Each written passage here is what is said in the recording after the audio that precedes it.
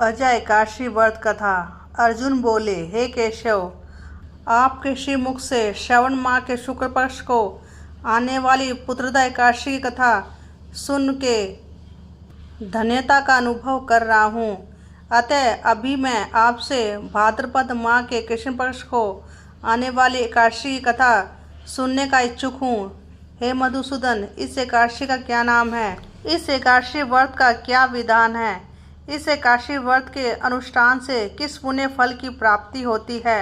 हमें विस्तार पूर्वक बताइए। श्री कृष्ण बोले, हे पार्थ, तुमने बड़ा ही उत्तम प्रश्न किया है। भाद्रपद माह के कृष्ण पक्ष को आने वाली एकादशी को अजय एकादशी के नाम से जाना जाता है। यह एकादशी का व्रत करने मात्र से सभी पापों का नाश होता है। इस एकादशी के व्रत को करने से मनुष्य के ईलोक और परलोक दोनों का उद्धार हो जाता है। इस एकादशी व्रत के जैसा संसार में और कोई दूसरा व्रत नहीं है।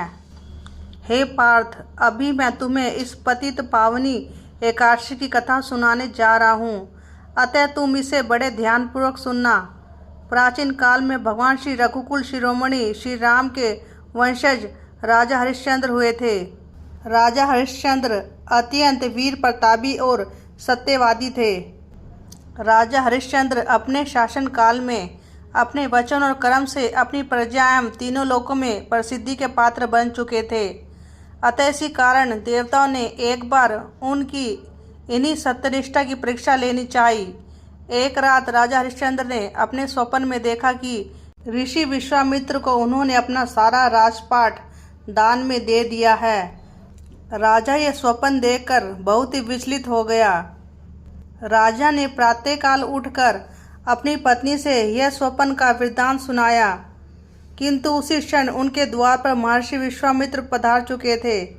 उन्होंने दरबार में आकर राजन से कहा। विश्वामित्र बोले, हे राजन, मुझे यहाँ देख आप चकित जरूर हुए होंगे। यदि नहीं तो आप मेरे इन वचनों से अवश्य हो जाएंगे। हे राजन, आप एक सत्यनिष्ठ राजा हैं, अतः आपने जो अपने स्वप्न में मुझे जो अपना राज्य दान किया है, मैं उसे ही लेने आया हूँ। महर्षि विश्वामित्र की बात सुन सभी दरबारी आश्चर्यचकित हो उठे, किंतु जब राजा हरिश्चंद्र ने महर्षि विश्वामित्र के वचनों को सार्थक करते हुए उन्हें स्वस्थ ही अपना संपूर्ण राज्य सौंप दिया, इतना ही नहीं, उन्हें दान के लिए दक्षिणा देने हेतु अपने पूर्व जन्म के कर्म फल से प्राप्त हुई सौभाग्य लक्ष्मी समान पत्नी और तेजस्वी पुत्र सहित खुद का भी दान कर दिया। राजा हरिश्चंद्र एक डोम के यहाँ सेवक बन गया, जो शमशान भूमि में मनुष्य के दाह संस्कार का कार्य करवाता था। वो एक चंडाल के दास बन गए थे। उन्होंने उस चंडाल के यहाँ कफन लेने का काम किया। अपने जीवन काल में उन्होंने कभी इतना भ्रष्ट काम नहीं किया था, किंतु अपने सत्यनिष्ठ व्रत की प्रतिष्ठा के लिए उन्होंने इस कार्य को भी बहुत ईमानदारी के साथ किया।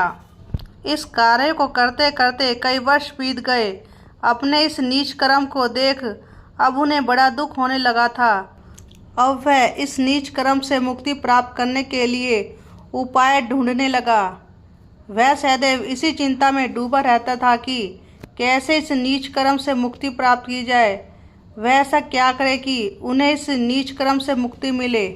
एक समय की बात है, राजा हरिश्चंद्र अपनी इसी चिंता में डूबे हुए थे कि महर्षि गौतम उनके समक्ष आए। महर्षि गौतम को अपने सम्मुख पाकर राजा बड़े हर्षित हुए और उन्हें प्रणाम किया, किंतु अपने मुख पर छाए हुए चिंता के बादल को ढक ना सके। अतः महर्षि ने खुद ही उनसे पूछा। महर्षि गौतम बोले, हे वत्स, तुम परम प्रतापी हो। तुमने अपनी सत्यनिष्ठा के बल से स्वयं भगवान श्री हरि का भी मन मोह लिया है, किंतु आज इस मुख पर यह चिंता कैसी? महर्षि गौतम के वचन सुन वे अपने आप को रोक ना सके और उन्होंने अपना सारा वृत्तांत उनके समक्ष कह सुनाया। राजा हरिश्चंद्र का वृत्तांत सुन वह भी दुखी हो गए और उन्होंने कहा। महर्षि गौतम बोले, हे राजन, तुम्हारा वृत्तांत सुनकर मैं भी भावुक हो गया हूँ, अतः मैं तुम्हारी समस्या का समाधान कर देता हूँ। एक उपाय सुना रहा हूँ, इसे तुम ध्यानपूर्वक सुनना। भाद्रपद माह के कृष्ण पक्ष को आने वाली एकादशी का व्रत तुम्हें तुम्हारे इस पाप कर्म से मुक्ति दिलाने में सर्वदा उत्तम है। इस एकादशी को अजय एकादशी भी कहा जाता है। अतः तुम इस एकादशी पर भगवान श्री का ध्यान धरते हुए अपनी पूर्ण श्रद्धा से इस व्रत का अनुष्ठान करो और रात्रि जागरण कर प्रातः शुद्ध जल से स्नान करके ब्राह्मणों को सात्विक भोजन करवाने के पश्चात खुद भोजन कर व्रत का समापन करना। अपने इस पुण्य कर्म के प्रभाव से तुम्हें निश्चित रूप से अपने इस पाप कर्म से मुक्ति प्राप्त होगी। महर्षि गौतम इतना कहकर चले गए। महर्षि गौतम के कहे अनुसार राजा हरिश्चंद्र ने पूरे विधि विधान से भाद्रपद माह के कृष्ण पक्ष को आने वाली अजय एकादशी का व्रत किया और रात्रि जागरण कर प्रातःकाल ब्राह्मणों को भोजन करवाने के पश्चात खुद भोजन कर व्रत का समापन किया। इस व्रत के प्रभाव से राजा हरिश्चंद्र सभी पापों से मुक्त हो गए। उनके इस व्रत का प्रभाव इतना प्रबल था कि स्वर्गलोक में नगाड़े बजने लगे। स्वयं ब्रह्मा विष्णु और महेश राजा हरिश्चंद्र को अपने समक्ष खड़े दिखने लगे। राजा ने अपने मरे पुत्र को जीवित और पत्नी को राशि वस्त्रों में आभूषण धारण किए हुए देखा। व्रत के पुण्य फल से राजा हरिश्चंद्र को अपना राज्य फिर से प्राप्त हो गया। अजय एकादशी व्रत के प्रभाव से महर्षि विश्वामित्र द्वारा रची गई माया का अंत हो गया और अंत समय में राजा हरिश्चंद्र अपने पूरे परिवार समेत स्वर्गलोक को चला गया। हे पार्थ, यह सब अजय एकादशी के व्रत के प्रभाव से ही संभव हो सका था।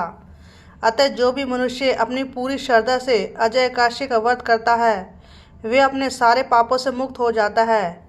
जो इस व्रत का विधि विधान से अनुष्ठान करता है और रात्रि जागरण करता है उसके सारे कष्ट समाप्त हो जाते हैं और अंत समय में उसे स्वर्गलोक की प्राप्ति होती है। इस अजय एकादशी की कथा को जो सुनता है या पढ़ता है उसे अश्वमेघ यज्ञ का फल प्राप्त होता है। श्रीमन नारायण हरि हरि।